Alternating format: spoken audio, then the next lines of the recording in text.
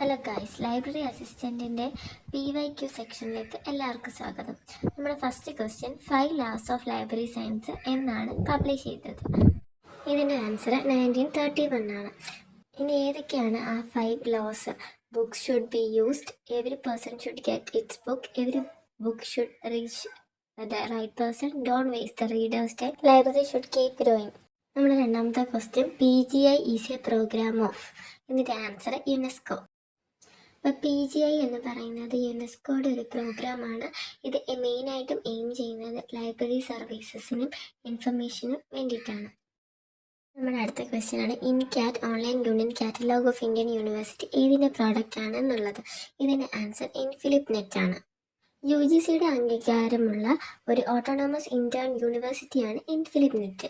ഇതിൻ്റെ ഒരു പ്രോഡക്റ്റാണ് ഓൺലൈൻ കാറ്റലോഗ് ഇന്ത്യൻ യൂണിവേഴ്സിറ്റി എന്ന് പറയുന്ന ഇൻകാറ്റ്. അടുത്ത ക്വസ്റ്റ്യൻ എന്ന് പറയുന്നത് താഴെ തന്നിരിക്കുന്ന പബ്ലിക് ലൈബ്രറി ആക്ടുകൾ ക്രോണോളജിക്കൽ ഓർഡറിൽ എഴുതുക. Karnataka public library act, Madras public library act, Andhra Pradesh public library act, Maharashtra public library act. ഇതിൻ്റെ ആൻസർ എന്ന് പറയുന്നത് ഓപ്ഷൻ D ആണ്. ഇനി നമുക്ക് ആ ഒരു ആക്ട് ഏത് വർഷമാണെന്നും കൂടി നോക്കാം.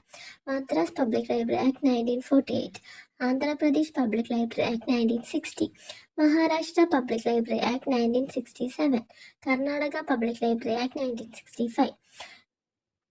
ഇതോടെ നമ്മൾ ഈ ചെറിയ ക്ലാസ് തീരുന്നു. നിങ്ങൾക്ക് ഇഷ്ടപ്പെട്ടെങ്കിൽ നിങ്ങൾ അറിയിക്കുക. Okay, by.